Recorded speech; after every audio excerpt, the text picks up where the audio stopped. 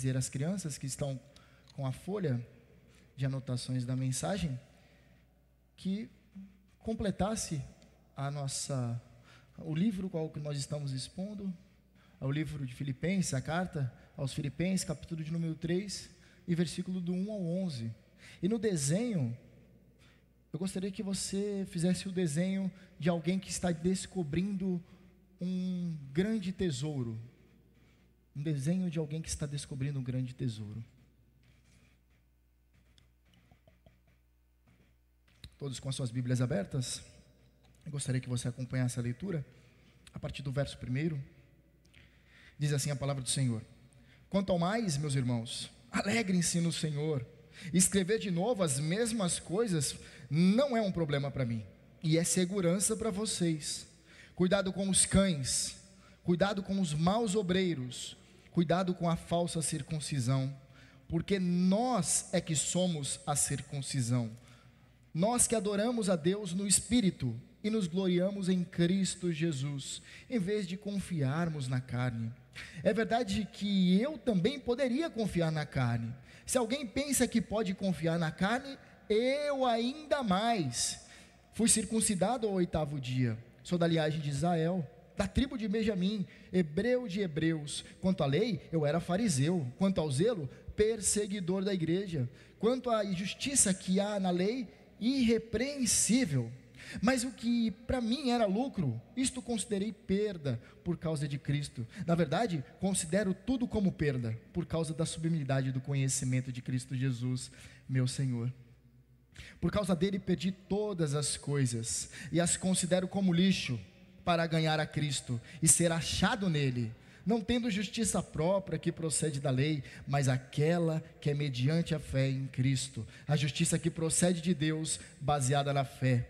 O que eu quero é conhecer Cristo e o poder da sua ressurreição, tomar parte nos seus sofrimentos e me tornar como ele na sua morte, para de algum modo alcançar a ressurreição dentre os mortos. Até aqui a leitura da palavra do Senhor. Vamos orar.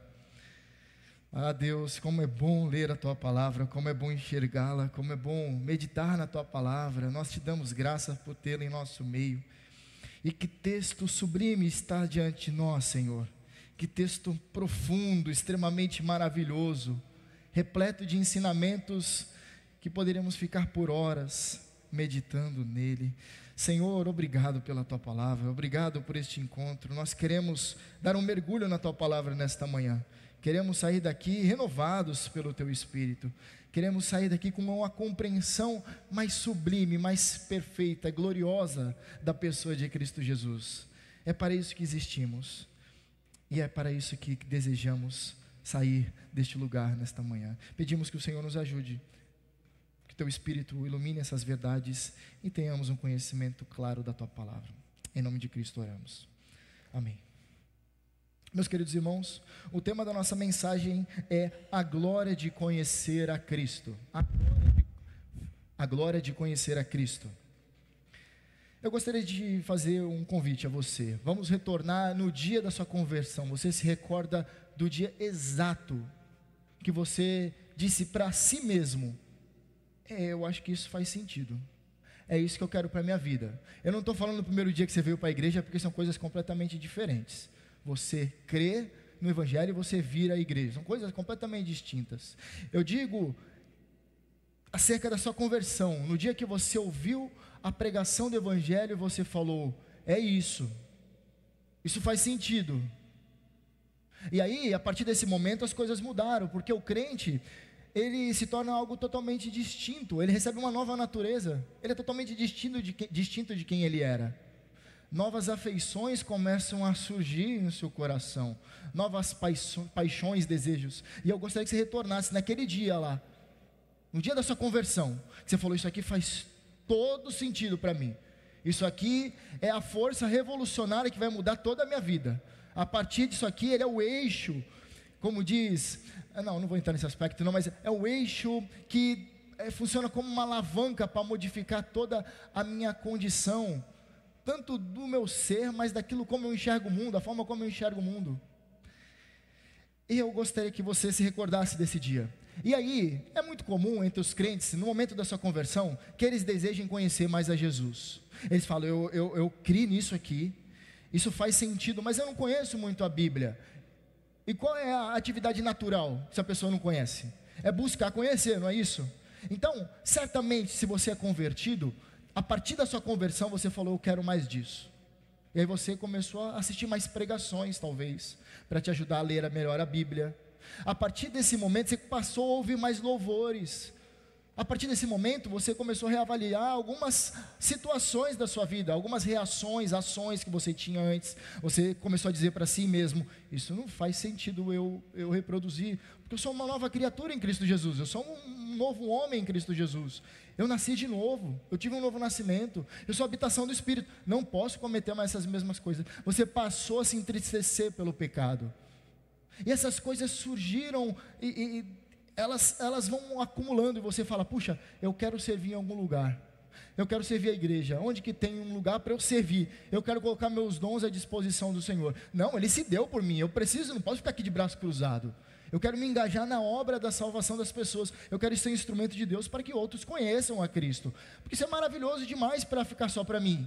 Eu quero começar a pregar para as outras pessoas. E aí certamente, você que nasceu de novo, você começou a evangelizar pessoas no trabalho, surgiu a oportunidade, você começava a falar de Jesus. E aí na sua casa, algumas pessoas não eram cristãs, você começou a falar de Jesus para elas. Algumas não aceitaram, mas você mesmo assim continuou a orar pela vida delas. Você passou a ter um programa de orações, você começou a fazer orações constantes, aumentou o seu ritmo de oração. Talvez você fazia aquela oração que todo mundo faz, todo mundo mesmo, agradece a Deus pelo dia, mas quando você teve um conhecimento acerca de Cristo, você começou a orar diferente, com mais intenção, uma oração mais intencional, para que o Senhor salvasse pessoas por meio da sua vida. Você começou a desempenhar outras funções na igreja. Está precisando passar um pano aqui, é aqui que eu vou passar. Eu quero servir, não importa onde. Você ficou com o coração mais generoso. Você, quando via alguém na rua passando fome, você começou a abrir a carteira para saciar a fome de alguns. Você passou a se compadecer de pessoas que estavam sofrendo. Porque isso que é natural o coração do cristão. Ele recebeu uma nova natureza. Então todas essas coisas aconteceram. No início da minha conversão, por exemplo, eu queria servir em todos os ministérios que eram possíveis. E um dia o pastor chegou para mim e falou, Caio, vai ter um momento que você vai precisar escolher. Porque não dá para você ficar na recepção, não dá para você ficar limpando o banheiro, não dá para você ficar no ministério dos jovens, dos adolescentes, das crianças, não dá para você ficar na parte de ação social, tem que escolher. O Senhor vai te direcionando aquilo que cabe mais a você. Eu falei, é mesmo, né? Uma hora isso vai acontecer, mas por enquanto eu vou trabalhar onde que der. É porque é assim que é o novo convertido. Ele quer mais e mais de Cristo, ele quer conhecer a Cristo, ele quer conhecer Jesus. E por que essa introdução tão longa? Porque o apóstolo Paulo, nesse texto, ele vai mostrar que há um oceano de glória em Cristo Jesus, para que conheçamos e experimentemos. E por isso, esse texto, ele é profundo demais. Eu vou ter que ser muito superficial, mas ele é maravilhoso. Quando acabar o culto, você tem que ir para sua casa e pegar esse texto e reler de novo. Ler várias vezes durante o dia, porque é extremamente profundo. Mas eu vou tentar arranhar a superfície aqui, tá? Vamos arranhar a superfície. O apóstolo Paulo, no primeiro verso, ele diz assim: quanto ao mais, meus irmãos, alegrem-se no Senhor. Perceba o apóstolo Paulo retomando aquele tema que percorre toda a carta aos Filipenses, que é o tema alegria. É a carta da alegria. E ele fala, quanto mais, meus irmãos, alegrem-se no Senhor. Porque ele estava falando sobre imitação, vocês se recordam? Ele começou a falar sobre imitação. Imitem a mim, imitem a Timóteo Epafrodito, imitem a Cristo Jesus. Ele dá exemplos de como ser um servo de Deus, que ele é alguém que é humilde, alguém que se compadece do próximo, alguém que está disposto a se sacrificar pelo outro. Ele trouxe vários exemplos. Agora ele retoma, ele fala, quanto ao mais, ou algumas traduções, finalmente, parece que dá o termo que está terminando a carta, né? Mas não está terminando ainda não, ele tem muita coisa para tratar. Quanto ao mais, meus irmãos, alegrem-se no Senhor. É um imperativo, é uma ordem. Se alegrem no Senhor, alegrem-se nele. E ele continua, escrever de novo as mesmas coisas não é um problema para mim, e é segurança para vocês. O que Paulo está querendo dizer com isso aqui? Ele vai falar assim, eu vou escrever o Evangelho de novo, eu vou trazer as boas novas também de forma resumida, mas vou falar de novo. Mas não tem problema nenhum eu falar o evangelho de novo, porque é importantíssimo ouvirmos o evangelho várias vezes. Porque as igrejas hoje em dia pensam que o evangelho, as boas novas de salvação, são somente para aqueles que nunca ouviram falar. Então são boas notícias. Vou te apresentar as boas notícias. Então a pessoa fala: Cristo morreu em seu lugar, ele assumiu seu lugar na cruz, crê na sua obra, deposite sua confiança em Deus, será salvo. Depois disso, nunca mais. Evangelho é algo introdutório, mas é um absurdo pensar que o evangelho é algo introdutório. É um completo desleixo falar isso. O evangelho é uma pessoa, é Jesus Cristo. O evangelho nós devemos ouvir todos os dias, porque o nosso coração é muito fácil de esquecer as boas novas. Nós facilmente esquecemos do que Cristo fez por nós na cruz. Por isso que nós precisamos ouvir muitas vezes. E o apóstolo Paulo vai falar: escrever de novo as mesmas coisas não é um problema para mim. Não, de forma alguma. E é segurança para vocês. Por que é segurança? Porque havia entre os filipenses alguns falsos mestres se infiltrando, e ele vai tratar. É bom que vocês ouçam muito o evangelho, porque quando os falsos mestres entrarem à igreja, vocês estão preparados. É segurança para vocês. E aqui ele vai começar a falar 3 cuidados, 3 alertas. Tomem cuidado. Primeiramente, cuidado com os cães, cuidado com os maus obreiros, cuidado com a falsa circuncisão. O que o apóstolo Paulo está falando aqui? Ele não gostava de cachorrinhos? Cães tinham o significado de impuros. Os cães não eram pets naquela época, eles não tinham um cuidado especial como recebem hoje. Alguns cachorros, aliás, eles recebem mais dignidade de tratamento do que muitos humanos, né?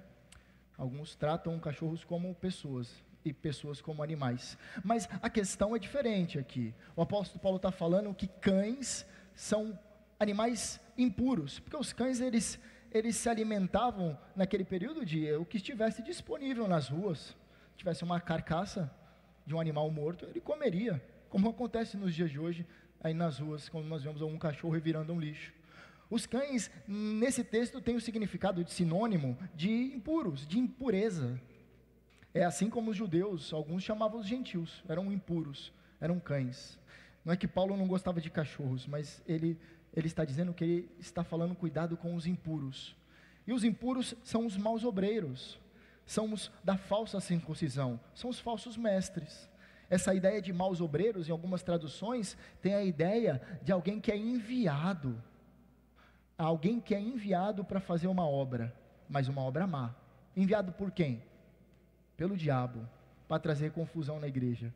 O apóstolo Paulo, nesse texto, pode chocar algumas pessoas, porque em nossos dias há um grande slogan, que é o seguinte: não julgueis, né? Então, por mais que o cara seja um nefasto, um picareta, um falso profeta, as pessoas hoje dizem: não julgueis. Mas o apóstolo Paulo aqui, diferente dessa geração Nutella, o apóstolo Paulo ele fala: são cães, eles disseminam falso ensino, tomem cuidado, eles são perigosos, eles são enviados do diabo. Ele não está dizendo: não julgueis, deixe eles aí, vamos ver o que vai acontecer. Não, tomem cuidado, são hereges, eles vão te levar, porque pensa bem, um ensino errado pode conduzir uma pessoa para a destruição, um bom ensino pode levar a pessoa a uma boa direção. Só para você perceber que as causas de um mau ensino são terríveis, as consequências, melhor dizendo, são terríveis. Paulo está falando: toma cuidado com esses caras. E ele conclui: cuidado com a falsa circuncisão. Em alguns textos, a palavra grega mesmo, a ideia é cuidado com os da mutilação. É isso que o apóstolo Paulo fala. O que significa isso? Ele está falando daqueles que eram judaizantes, aqueles que por causa da circuncisão, a circuncisão, você sabe, era uma pequena cirurgia no órgão genital masculino. Paulo trata isso como mutilação. A falsa circuncisão é mutilação, porque a ferida é somente na pele, é uma mutilação, mas não foram feridos pelo Senhor no coração. O coração deles continua de pedra. A carne está mutilada, mas não há efeito nenhum no coração. Paulo fala que isso é falsa circuncisão.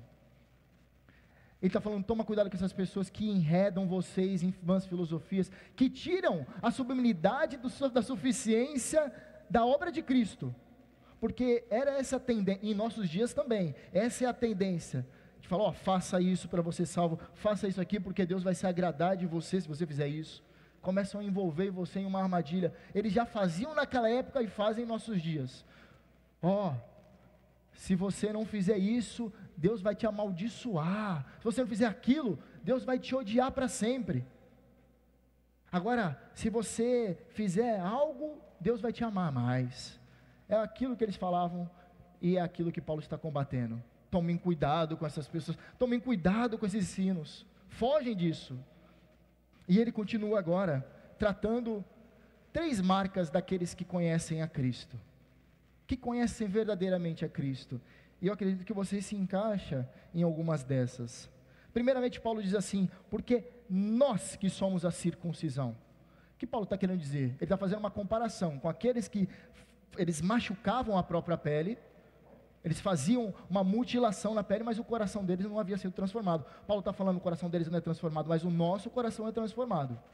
As marcas do cristão é que tiveram o coração transformado. Essas são as marcas. E ele vai trabalhar aqui, ó, nós que somos a circuncisão, nós que tivemos o coração transformado, porque o verdadeiro povo de Deus é reconhecido pelo coração transformado. E ele vai colocar 3 marcas aqui. A primeira, nós que adoramos a Deus no Espírito. Essa adoração aqui não é aquilo que fazemos no culto de domingo. Paulo não está restringindo a isso. Ele não está falando assim, nós que vamos ao domingo pela manhã adorar a Deus, e por isso é uma marca distinta do cristão. Não, ele está falando, nós adoramos no Espírito, nós adoramos em espírito e em verdade, nós adoramos a Deus em tudo que nós fazemos. No nosso trabalho é uma adoração a Deus, na nossa casa nós somos adoradores de Deus naquilo que fazemos, no serviço ao próximo é uma adoração, é isso que Paulo está falando.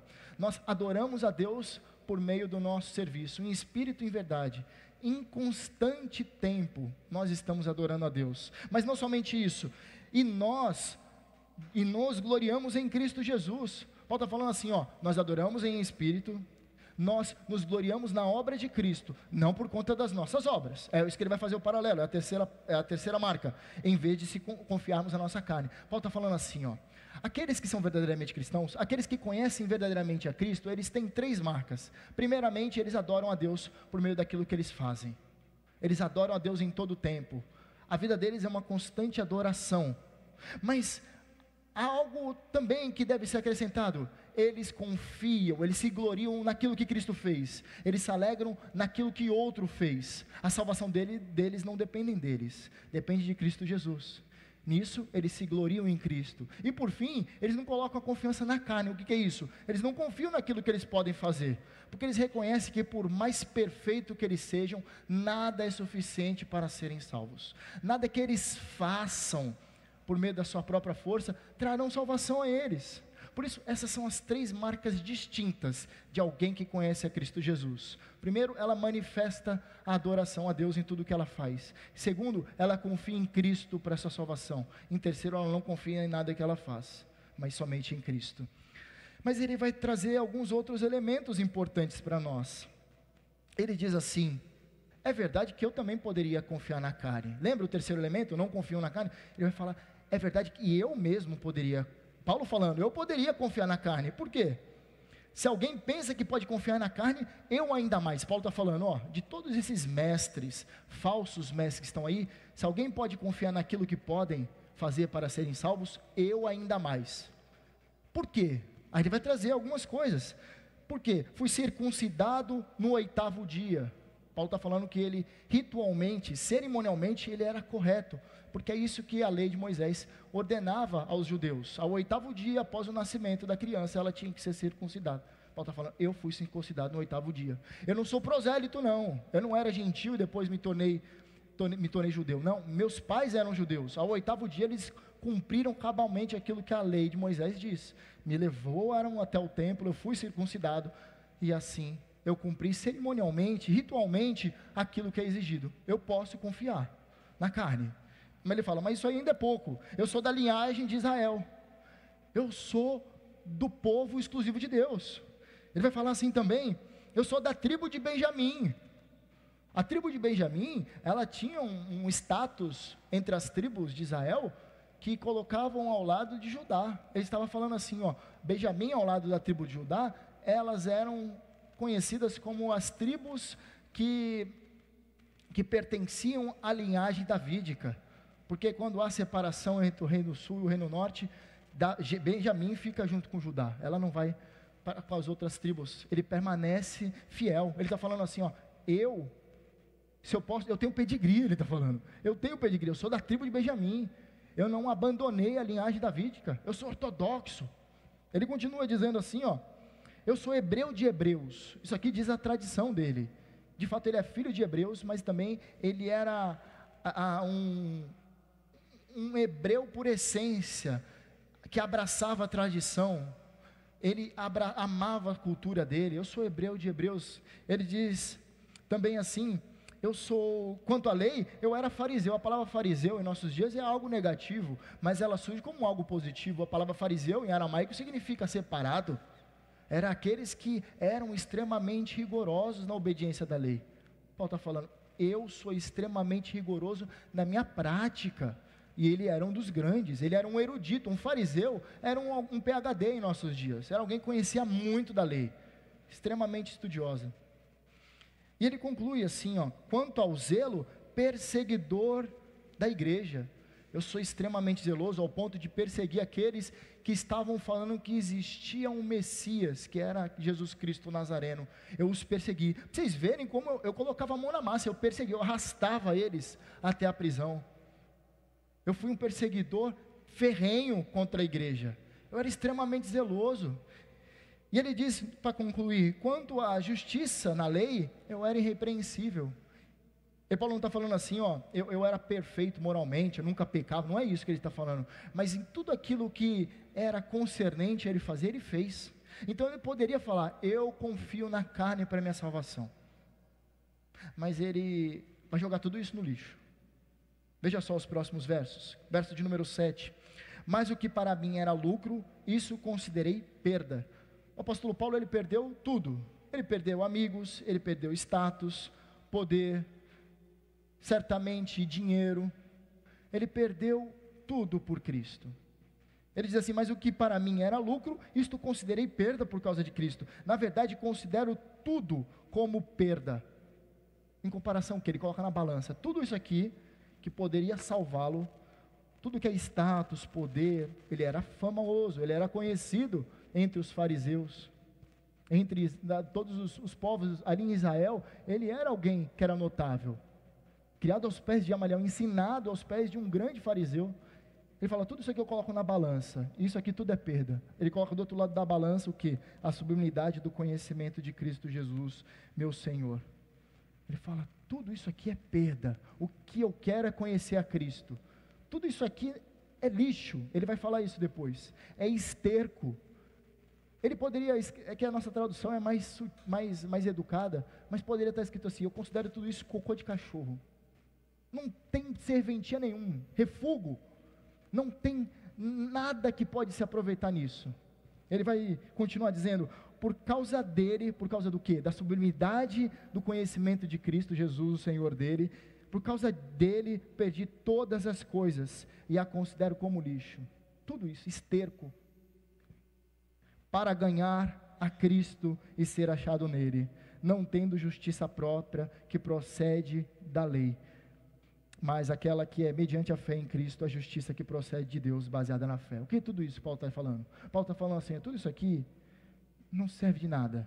Agora ele vai falar que o que ele queria mesmo era conhecer Jesus. Tem uma música que fala que eu quero conhecer Jesus e ser achado nele, né? Uma música que repete 300 vezes esse refrão. Mas é interessante que ali expressa um anseio de alguns corações. As pessoas querem de fato conhecer Jesus. E Paulo aqui vai falar, como se estivesse falando para essa geração que canta, que quer conhecer Jesus, fala, vocês querem conhecer Jesus? Então, a partir de agora eu vou falar como você conhece Jesus. Isso aqui é para você, você quer conhecer mais Jesus?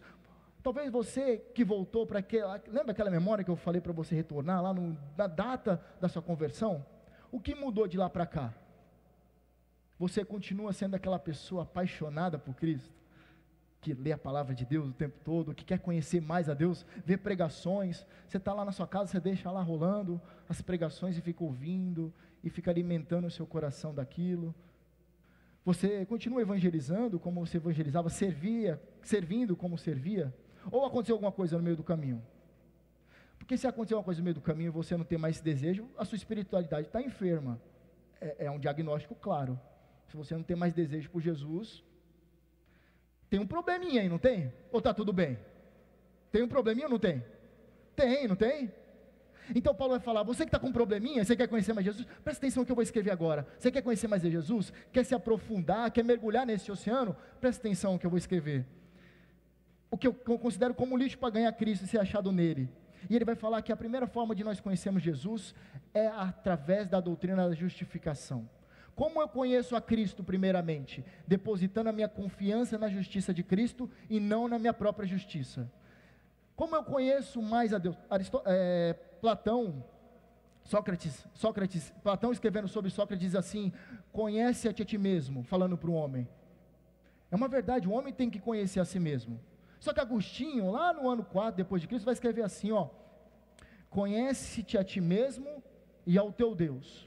Calvino, nas Institutas, lá para o século XVI, XVII, ele vai ampliar mais esse conceito. Ele vai falar que nós só conhecemos a nós mesmos à medida que nós olhamos para o nosso Criador, em Cristo Jesus. O homem só tem uma concepção correta de quem ele é, quando ele olha para si mesmo e olha em comparação a Deus. Ele vê Deus é totalmente santo, totalmente justo, totalmente bom. Em comparação a ele, eu não sou bom, eu sou mau. Eu sou perverso, eu sei que há em meu coração, mas só temos como olhar perfeitamente para Deus por meio do mediador perfeito que é Cristo Jesus.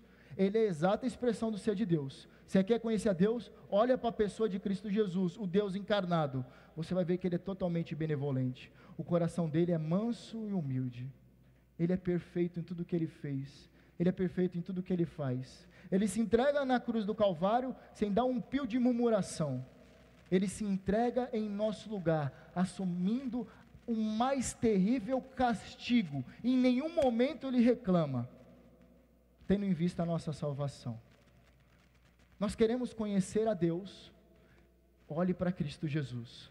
Quer conhecer Cristo Jesus? Olha para a justiça perfeita manifestada na cruz.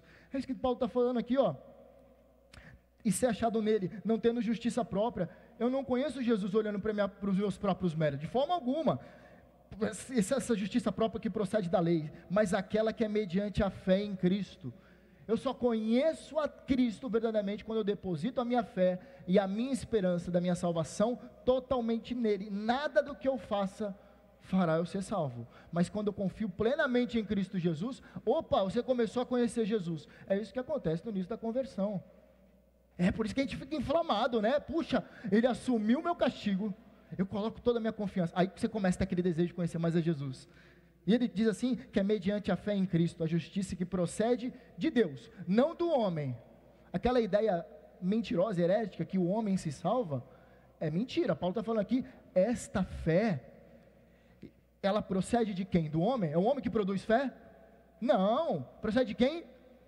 De Deus, não vem do homem. O homem não produz fé. E ele fala que essa justiça ela é baseada na fé, é somente pela fé, não por obras. Então, como eu conheço a Cristo? Primeiramente por meio da doutrina da justificação. Quando você entende que você depositando a fé em Cristo Jesus, a justiça dele é colocada na nossa conta. A gente estava no negativo, meus irmãos, estava devendo o SPC, o Serasa, estava tudo lá embaixo, lá. Nosso score estava baixinho. Quando Cristo ele assume o nosso lugar, a justiça dele é depositada na nossa conta. Olha o score lá em cima, lá. Diante de Deus, nós somos vistos por meio do sacrifício e da justiça perfeita de Cristo Jesus. É assim que nós conhecemos a Cristo. Mas Paulo continua dizendo, nos últimos versos ele diz assim, o que eu quero é conhecer a Cristo. Um homem velho, meus irmãos, o apóstolo Paulo, um homem que já conhecia a Cristo. Nenhum de nós aqui, somando toda a nossa espiritualidade, não dá um apóstolo Paulo, nem a metade, nem a unha do pé do apóstolo Paulo. Um homem que andou com Cristo, ele detalha como ele caminhou com Cristo, como ele se converteu lá em Gálatas. Um homem extremamente profundo em Cristo. O que ele quer aqui é conhecer a Cristo. E se isso não causa vergonha em você, eu não sei o que mais causa, porque se você acha que o seu conhecimento de Cristo está suficiente, tem uma coisa de errado, não tem uma coisa de errado? Tem ou não tem? Tem, não tem? Está aqui, ó, e para mim está bom. O apóstolo Paulo, ele quer conhecer mais a Cristo. A gente tem que ter esse desejo, a gente não pode ficar contentado com aquilo que a gente tem. Paulo diz assim, ó, o que eu quero é conhecer a Cristo e o poder da sua ressurreição. O que eu quero é Jesus. Eu estou aqui preso, estou algemado aqui por causa do Evangelho, mas eu quero conhecer mais a Cristo. Eu não estou satisfeito, eu quero mais de Jesus. E ele conclui assim, e tomar parte nos seus sofrimentos, e me tornar como ele na sua morte. Uma forma de nós conhecermos de Jesus, a primeira forma é a justificação, a segunda é sermos como ele. O que é isso? O que é ser como Jesus? Santificação. Como nós conhecemos mais a Jesus? Parecendo com ele, se assemelhando a Jesus. Como? Na medida que você cresce em santidade, você começa a perceber como Jesus agiria se estivesse no seu lugar. Se o teu chefe manda você mentir no seu trabalho, você não vai mentir não. Você vai falar, Jesus não mentiria, não posso mentir, não vou mentir. E aí você aprende mais sobre Jesus na prática. Presta atenção, a justificação é algo até que meio abstrato, é teologia, não é? Algo que está escrito, algo que a gente crê, mas é algo que a gente não toca. Agora a santificação é algo que a gente vive, a gente experimenta a santificação, os dilemas, os problemas, as tentações, a gente experimenta. A forma de conhecer a Jesus é por meio da santificação, é quando você diz não para o pecado, e quando você diz sim para Deus. Assim você cresce. Só que Paulo ele coloca um terminho aqui que a gente não pode ignorar: tomar parte nos seus sofrimentos. O sofrimento do apóstolo Paulo aqui era perseguição. A igreja está sendo perseguida, ele está preso, está sofrendo. Nosso sofrimento não é esse, né? A gente tem um país em tese livre, um estado laico, nós podemos adorar a Deus. Que sofrimento é esse? Como a gente aplica esse entendimento para o nosso contexto? O sofrimento do Paulo e da igreja do primeiro século para nós agora. A ideia é o seguinte: você sofre quando você escolhe fazer aquilo que é certo diante de Deus e errar, e aquilo que os homens condenam, e você acaba pagando o pato por isso. Se há uma roda de amigos no seu trabalho, onde quer que você esteja, todos os homens ali, passa uma mulher com a roupa apertada, e aí os meninos todos olham e começam a fazer comentários, e você é crente, né? Você não vai fazer assim, opa, vou comentar também, não, porque isso você seria um ímpio, né? Se você agisse assim, mas um crente ele não faria isso. Um crente ele vai olhar, ele vai olhar para o outro lado, ele vai fingir que está mexendo no celular, porque ele não quer se misturar naquilo ali. Quando alguma roda de pessoas começam a escarnecer, e você está naquela rodinha de escarnecedores, você fala, não, vou ficar aqui, não, eu vou tomar uma água ali, eu vou tomar um café, eu saio de perto, eu não me misturo com isso. Aí o que vai acontecer? Essas pessoas que veem seu comportamento vão fazer o quê? Vai falar que está tudo ok? Está tudo bem. Não, vou falar, esse aqui ele é diferente, ele é santo, ele não peca. Vão começar a atribuir apelidos a você, vão começar a pegar no seu pé. Isso é sofrer por amor a Cristo. Quando você não cede à pressão do mundo, quando você não cede à pressão do seu próprio desejo pecaminoso, quando você não cede à tentação do diabo, isso é sofrimento. E nós conhecemos a Cristo nesses momentos também. Quando você resiste ao pecado, você está conhecendo, Jesus está se mostrando para você ali. Às vezes a gente não percebe, mas Ele está se mostrando, filho, não é dessa forma que se age, é dessa aqui. Você está conhecendo, o Espírito está soprando no seu ouvido como você tem que agir. É uma forma de você conhecer Jesus. Então, quer conhecer Jesus? Olhe para a justificação, mas também perceba que a santificação, ser como Jesus, também é uma forma de aprendermos acerca dele. E Paulo ele conclui aqui. O terceiro ponto que ele coloca, a forma de conhecer a Cristo é para de algum modo alcançar a ressurreição dentre os mortos. 3 estágios da vida do crente: quando ele é justificado, quando ele é santificado e o final ele é glorificado. É o último aspecto.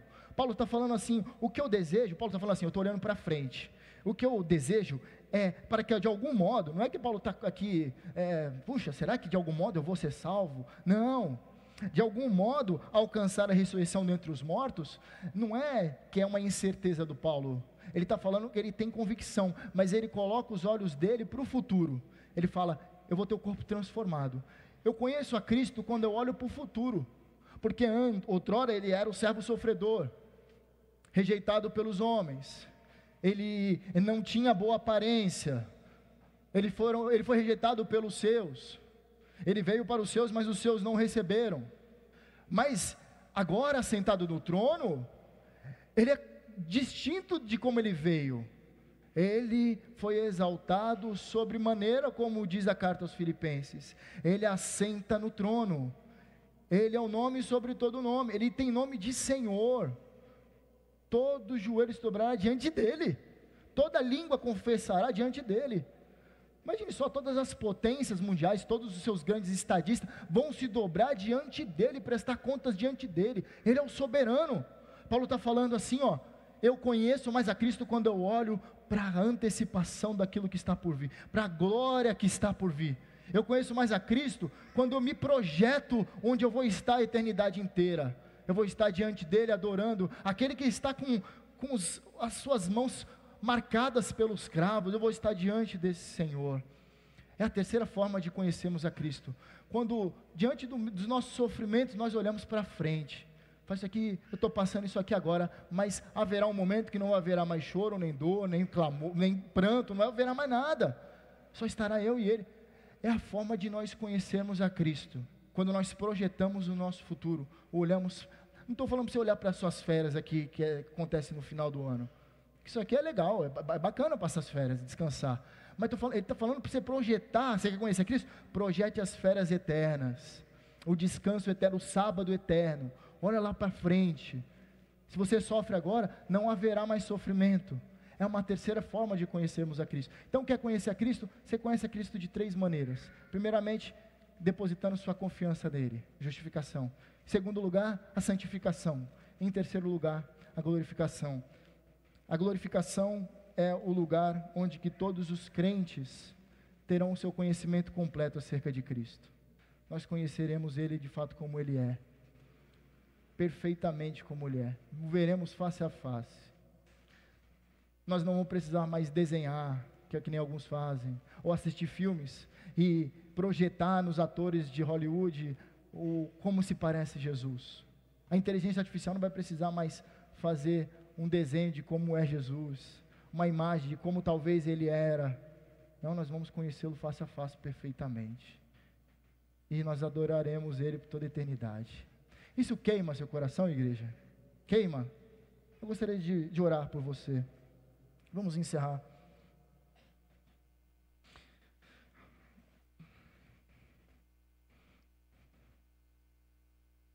Senhor, nós não queremos somente molhar os pés nesse oceano profundo da glória de Cristo. Nós queremos estarmos imergidos, submersos na glória do conhecimento de Cristo. Por isso eu rogo, Senhor, nesta manhã, que o Senhor aumente o nosso desejo de te conhecer mais, e não ficar só molhando o pezinho na água, não, mas mergulhar de cabeça nesse oceano profundo. Se o apóstolo Paulo, o grande apóstolo Paulo, desejava conhecer mais o Senhor, quanto mais nós, que não temos o conhecimento profundo. Mas da mesma forma, como havia o Espírito Santo habitando no apóstolo Paulo, o Senhor, no dia de Pentecoste, enviou também o Espírito Santo à sua igreja. E o teu Espírito habita em cada crente em nossos dias. Por isso nós rogamos, Espírito Santo, aumenta a fome, o desejo por conhecer mais a Cristo. Nós queremos conhecer mais a Cristo. E na medida que nós formos conhecendo a beleza que há na justiça de Cristo, a beleza que há na santidade de Cristo, e buscarmos imitá-lo, e a beleza que há naquele dia glorioso que nós tanto almejamos, que é o dia da nossa ressurreição, isso fará com que cada vez mais o nosso coração seja faminto por Deus. Coloque em nós fome pelo Senhor. Essa é a nossa oração em nome de Cristo. Amém. Amém. Amém, meus irmãos.